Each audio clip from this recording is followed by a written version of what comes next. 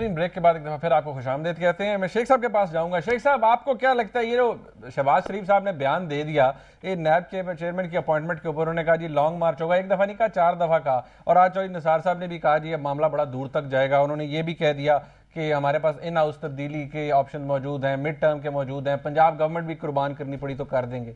ये कहाँ जाएगा?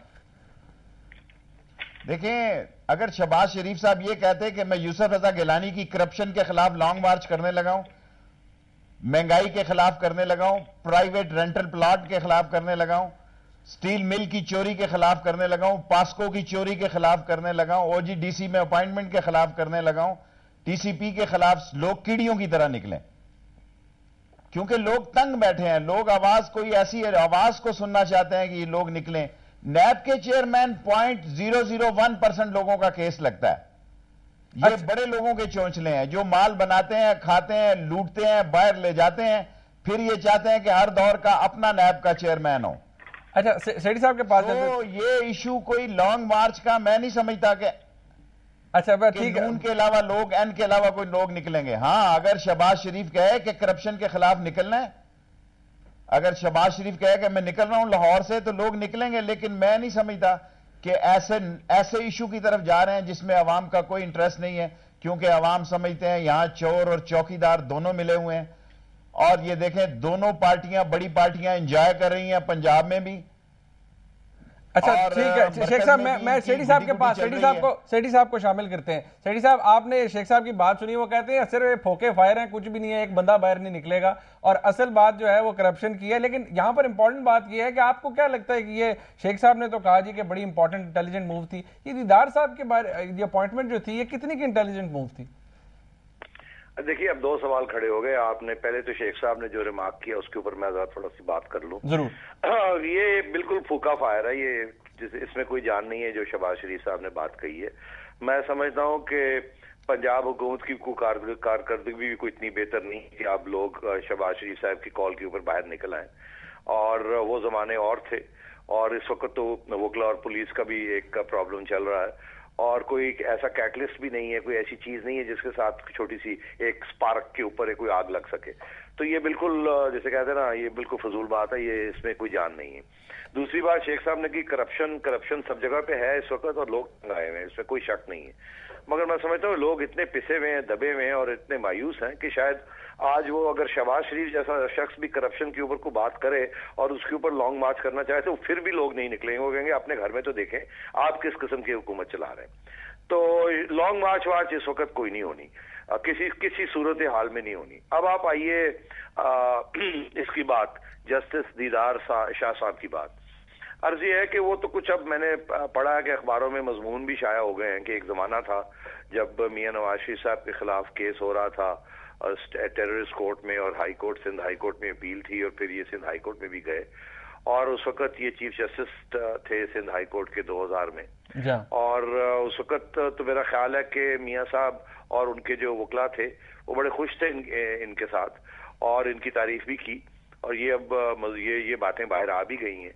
और वो जज जिसको एक जमाने में जिसकी तारीफ की, फिर ये सुप्रीम कोर्ट में चले गए, और सुप्रीम कोर्ट में भी इसलिए गए थे, आपको याद होगा कि इनको सुप्रीम कोर्ट में भेज दिया गया था मुशर्रफ के जमाने में, बिकॉज जैसे ख्वाजा शरीफ को नहीं भेजा आजकल के जमाने में, क्योंकि ये काफी इंडिपेंडेंट जज थे, और मुशर्रफ साहब को ये खदशा था कि शायद सिंध में ये इनकी बात ना माने और कोई इंडिपेंडेंट जजमेंट्स कर लें। और उस वक्त पीपल्स पार्टी का मसला नहीं था, मुस्लिम लीग का मसला था मुशर्रफ के साथ। तो इसको इन्हें चीफ जस्टिस साहब के यहाँ उस वक्त प्रमोट करके और सुप्रीम कोर्ट भेज दिया। तो मैं समझता हूँ कि इनकी रेपुटेशन एज एन इंडिपेंडेंट और फेयर माइंडेड जज तो वो एस्टैब्लिश्ड है।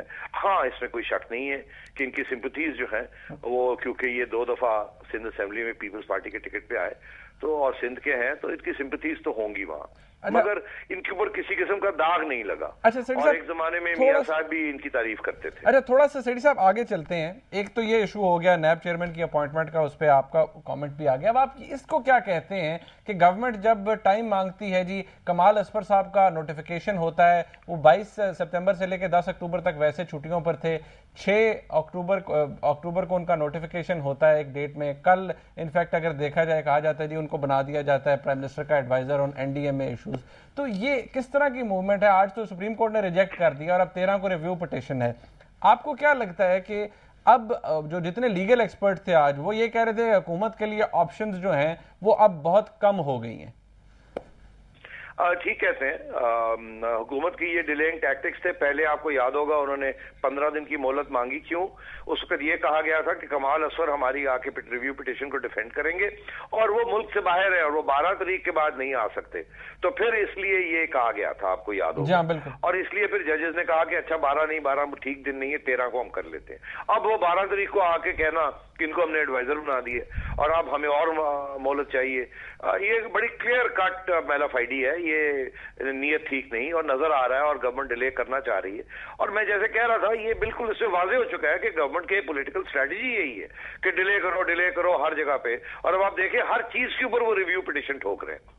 तो ये अब जो जज साहब ने जो किया है कि जी ये गलत बात है, ये इसको नहीं मानते, ये ठीक किया है, कानून के मुताबिक किया है। और ये बिल्कुल वाजे हो चुका है कि गवर्नमेंट के टैक्टिक्स जो है वो डिलेइंग टैक्टिक्स है। अच्छा सेठी साहब, मैं फिर शेख साहब के पास में जाऊंगा। एक बात ये बताइए कि ये रिव्यू पिटिशन का फैसला जो होता है ये नॉर्मली 3-4 दिन की एक्सटेंडेड होती है ये हियरिंग्स, उसके ऊपर 3-4 दिन के बाद ये फैसला नॉर्मली आ जाता है, रिव्यू लंबे कभी नहीं चले।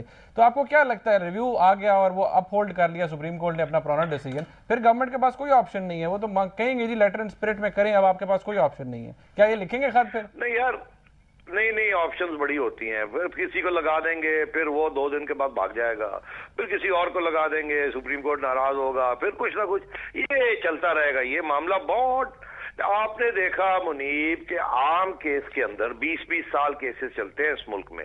हमारी अदालतें जो है उनके आगे आप 1000 किस्म के एक्सक्यूजेस दे सकते हैं और वो केसेस मुलतवी होते जाते हैं। अब ये लॉयर्स हमारे और हुकूमतें और एग्जीक्यूटिव जो है ये मास्टर हैं, इन्होंने एमए किया हुआ है डिलेइंग टैक्टिक्स के अंदर। और पहले तो ये होता था कि ये जजेस के आगे भी इतने केस लगे होते थे और वो भी हर चीज पर डिले करते रहते थे।